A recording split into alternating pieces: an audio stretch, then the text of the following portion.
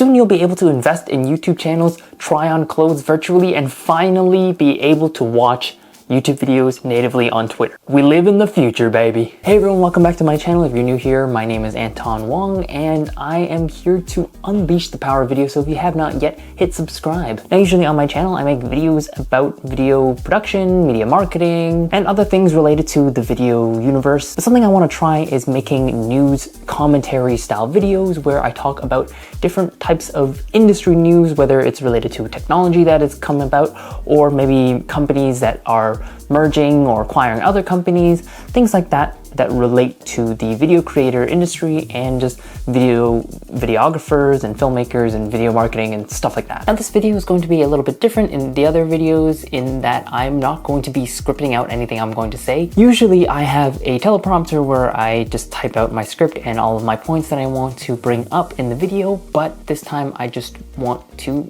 make it a little bit more off the cuff and commentary on the news. And I mentioned in a previous video that I actually have a podcast that I kind of put on hiatus, that I would just do this and talk about news stories and do commentary on news stories related to those with an online following. So if you'd like to see more videos like this, let me know down in the comments below. But with that out of the way, we can get into our very first story. Now this first story I want to cover is about this company called Creative Juice. Basically what this company Creative Juice is doing is that they are connecting investors and YouTube creators, video creators together so that these investors can invest in a YouTube channel, in a creative brand. See, before all of this happened, if you want to get a YouTube channel off the ground, you just start making videos with your phone or the camera and computer equipment that you would have at home, and you would fund those projects by either trying to make it with whatever money you had at home or with whatever equipment and stuff that you had at home with you,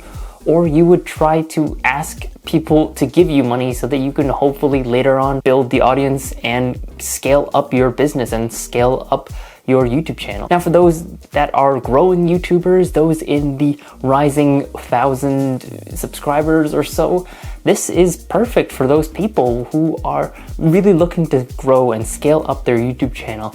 And these investors can see their portfolio of videos that they have, their portfolio of stuff that they have, and say, yeah, I want to invest in this creator because I believe in what this person has to say and I believe in what they're doing. I think that they're going to blow up, or maybe I'm going to be there to help them blow up. One thing I gotta mention is that this has been funded by Jimmy Donaldson himself, aka Mr. Beast, the man with over 50 million subscribers, I'm pretty sure. And he is dedicated to investing over 2 million to creators, to YouTube channels, and him, and along with a bunch of other YouTubers like Graham Stephan and Shelby Church, all these investors are going to take a certain sum of money to invest a certain percentage in a person's business, into a person's YouTube channel, or however that's going to go about. This company is not just going to connect the investors with the YouTube channel, but they're going to take that brand with their YouTube channel and their Instagram account, as well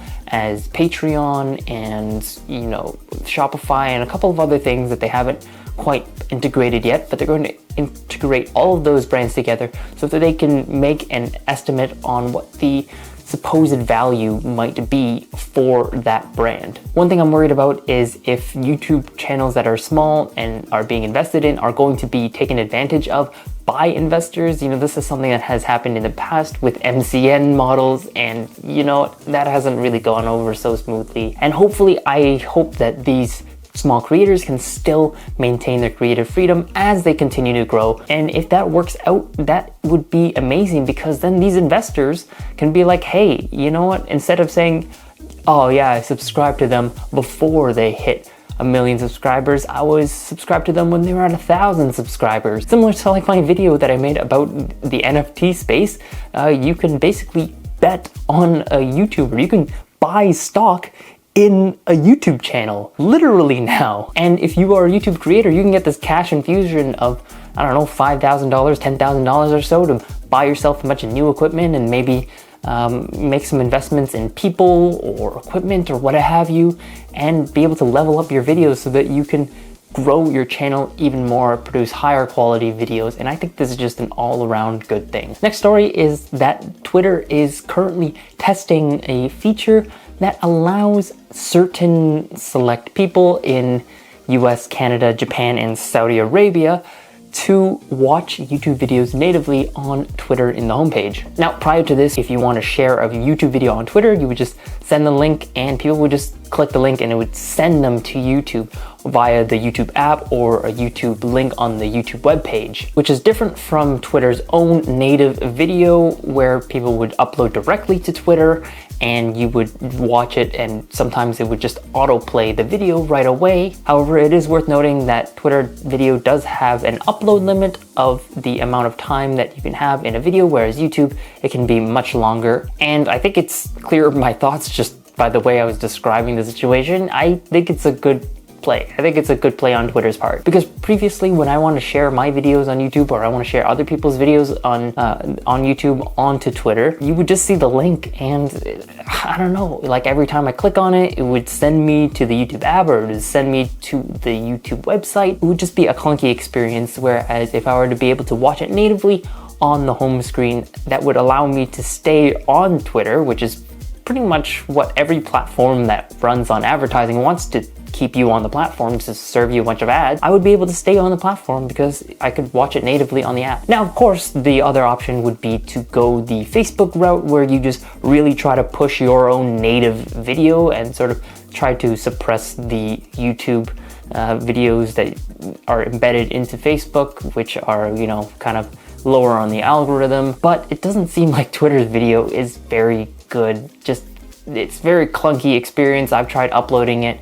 The viewing experience is kind of okay, I guess. This would be a good thing, I think. Hopefully they execute it properly, because we know that they're not great at executing plans on new features. Rest in peace, Vine, am I right? And then the final story is about Snapchat and AR and e-commerce. Now, Snap, the company, is known for their flagship product, which is Snapchat, a social media app, but they actually call themselves a camera company, almost like we're not a social media company, we're a tech company. Snapchat recently acquired a company called Fit Analytics, which is basically an e-commerce company that logs data on customers about their sizing for their clothing. So whereas you would go to a clothing store and one store might have a different size, even though the measurements might be the same, they might have a different number for each type of clothing brand. This company just sort of accumulates that all together and keeps the data. And the reason I wanted to bring this up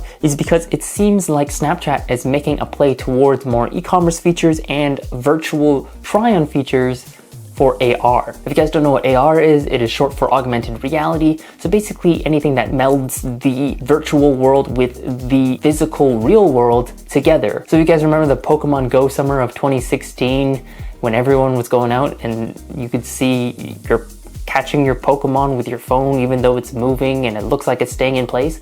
That's a form of augmented reality. Another form of augmented reality would be Snapchat's own lens filters, or lenses as they call them. They use their technology to do face tracking and do a face mesh, as well as figuring out what the outline of people's heads are. So if you guys have ever been in a Zoom meeting where you would try to use a virtual background, a similar technology, but the technology on AR is actually much further along. And the reason why this Fit Analytics acquisition is important is because it allows Snapchat to then have the data on customers of what size clothing they wear and then just put it on them in the Snapchat app and allow people to purchase clothing from North Face or Tommy Hilfiger. Those are among some of the clients that Fit Analytics has. Let's say you're watching one of your favorite creators and you're saying, oh, hey, that's a really cool shirt that they're wearing. And you tap on the screen and say, yeah, I want to see what it looks like on me. So you tap it, and because it already has information about what your sizing is, and it is able to track you using its AR technology, it's then able to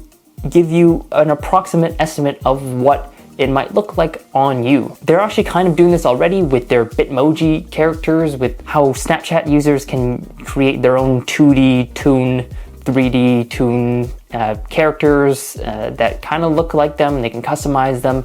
But with this, it brings it even further. That allows like full-on AR. You just see, oh, that dress looks like this on me, or that those pants look like this on me. And I think for the greater AR space, I think it involves a lot more creativity for filmmakers, thinking of like, hey, how can I integrate AR into my experiences, into the stuff that I create, creating, you know, AR lenses for my brand, you know? Like a tagline that I have on this channel is unleash the power of video. Maybe I could make some sort of AR filter on Snapchat or Instagram for that matter that says unleash the power of video, and it like sort of tracks your head as you move, and it's like a sign that sort of, you know, it tracks as you move, kind of like tracker points in After Effects. And of course, Facebook is doubling down on this technology, this AR technology with Spark AR, which is a program that allows any old user to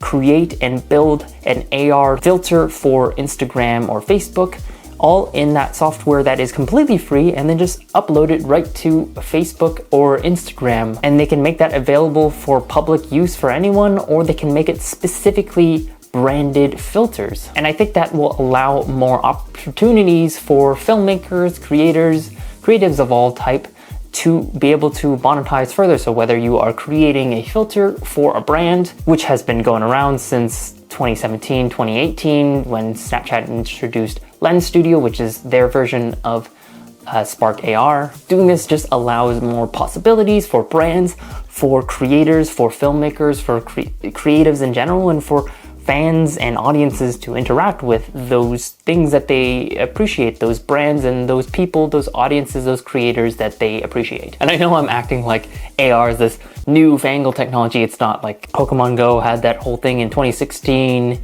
and it's been around for longer than that. Lens Studio was launched in 2017, I think, or maybe 2018.